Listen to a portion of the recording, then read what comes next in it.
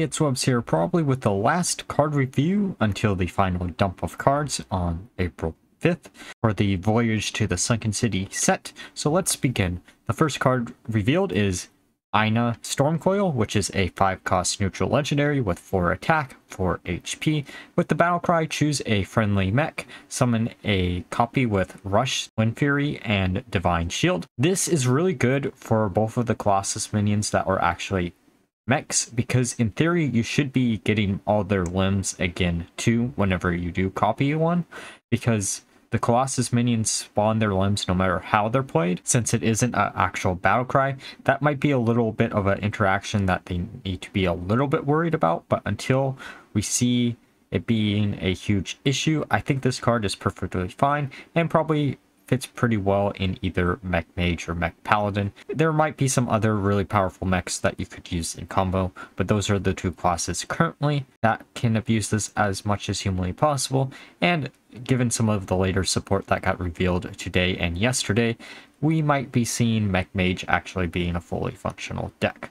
The next card reveal is Bottom Feeder, which is a 1-cost, 1 attack, 3 HP Druid minion with a death rattle. Add a bottom feeder to the bottom of your deck with the permanent +2/+2. So this can easily be compared to the Sunscale Raptor from Hunter, I think that was the name of the card, where it does a very similar thing and does buff it up by +1/+1, I think, in case of the Raptors, which didn't actually see much play at all anyways, so a card like this probably won't see much play. The other good comparison you could maybe make is Jade Idol, but Druid has so many other good cards as it currently stands to try to make other decks work that I don't think a deck centered around this 2 of minion will actually see much play, unless there's other ways for Druid to shuffle additional copies into their deck. I know Northshire Farmer exists, but that won't be enough to make a card like this very viable. It's going to be a real fun card to try to mess around with, but at the same time,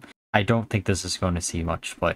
Alright, time for the card that I mentioned earlier would be really good in a Mech Mage deck. Trench Surveyor, which is a 2-cost minion for Mage that has 3 attack, 2 HP, and the battle cry Dredge. If it's a minion, draw it.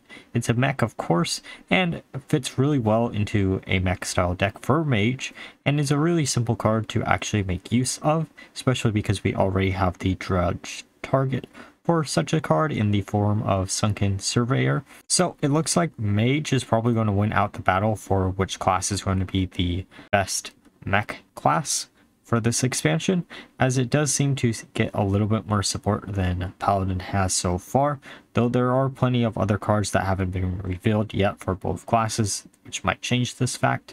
But as it currently stands, Mage has a really nice core for such a deck. The other factor that this all depends on is what cards are actually going to be in the core set and what cards are actually going to be neutral, because cards like the 2-drop that discovers a mech might be a really good card if there aren't that many neutral mechs and you can actually discover one of your Mage mechs or Paladin mechs depending on which class you're actually using. But I do think this card will probably see a lot of play in a Mech Mage, especially if it is a deck, and we have seen a lot of support, so I would not be shocked if a deck like that actually comes around. The next card revealed is Spitelash Siren, which is a 4-cost Mage minion with 2 attack, 5 HP. She is a Naga, and after you play a Naga, refresh 2 mana crystals, and then switch to spell. This is very similar to Darkglare in Warlock, and I thought Blizzard learned from the mistake of that card that a card like this should not exist in the metagame. There's so many ways that Mage can actually easily abuse this, but it also does make me wonder if they're not going to print any super low cost neutral Nagas because of this. Because let's say you print a 1-drop Naga or a 0-drop Naga, you either gain 1 or 2 mana for the price of 1 mana, which is actually pretty insane, and could be easily comboed out to just do a big push turn, which is something that not a lot of people are going to want to see, especially with Mizaki rotating out in Mage. I do think because Mizaki is rotating out, this card is a lot safer of a card to actually print, but it is a really frightening card, and I can't see a world where this doesn't see play. The next card revealed is Chum Bucket, which is a 2-cost Warlock spell, which gives all Murlocs in your hand +1/+1, and you repeat for each Murloc you control.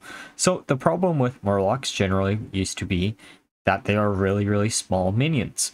Well, that also makes them really easy to remove. It looks like this set is going to introduce a bunch of buffs to Murlocs for Warlock to make it a even stronger deck than it normally is, and this actually solves the main problem with most Murloc decks, is the fact that they're very easy to remove, and if you combo this out with just 2 Murlocs on your board, that's +2/+2 to all other Murlocs in your hand, which is something that could be really insane depending on what other Murlocs we see in this set and the core set. I think Murloc Warlock is probably going to be a really good deck going forward, and it's really cool to see such a interesting deck that people have been wanting to make into a deck for so long actually become a deck for once.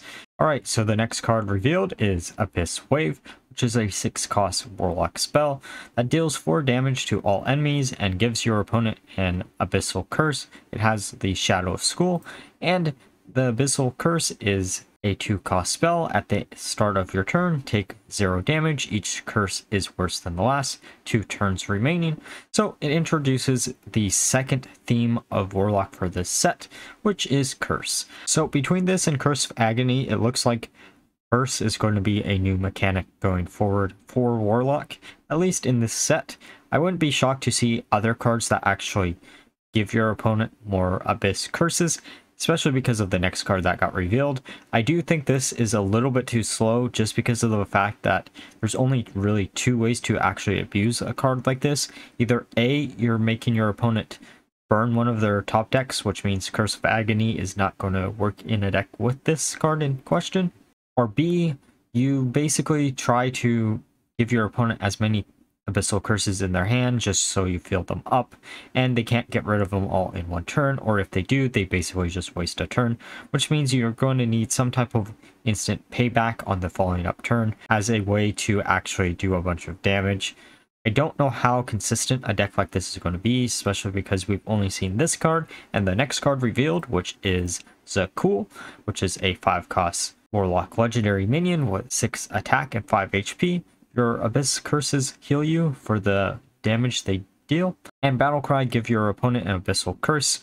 Again, if these are the only 2 cards that actually give your opponent Abyss Curses, I don't think either of these are probably going to see play.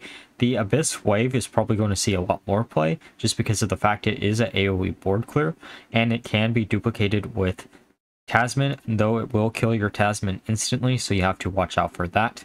You still can get at least 1 additional Abyss Wave, which would in theory allow you to actually play 3 curses on your opponent in one turn.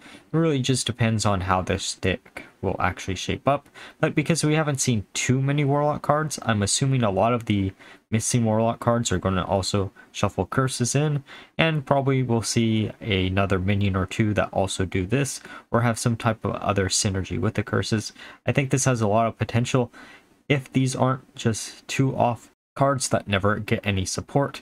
But until we see the rest of the Warlock cards, I can't say, be honest, how strong something like this is going to be. It's a really cool idea that they might do moving forward with Warlock as a new type of mechanic, similar to how Libram Paladin existed last year. But after a year and a half of dealing with Libram Paladin, I think everyone is really tired of facing that deck. So this, I hope, isn't going to be the same case, but you never know. And with that being said, let me know down below which card you're looking most forward to using. And if you enjoyed the video, please leave a like, comment, and subscribe. And until next time, bye-bye.